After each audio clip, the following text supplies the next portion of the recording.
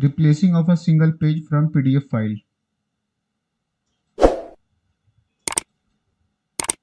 Click on the file to open.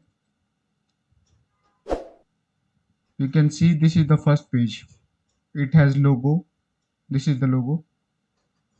And for replacing the first page, click on tool. Then click on open in the organize section. Then you can see the PDF file has been organized into 4 pages separately. Then you can select any page to be replaced. Click on the first page to be replaced.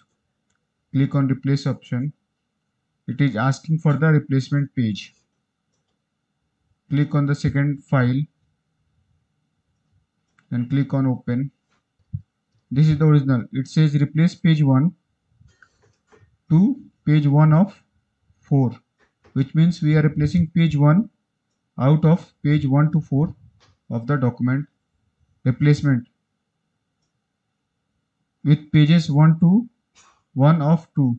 It means we are replacing first page with the first page of this document. It consists of 2 page. It consists of 4 page.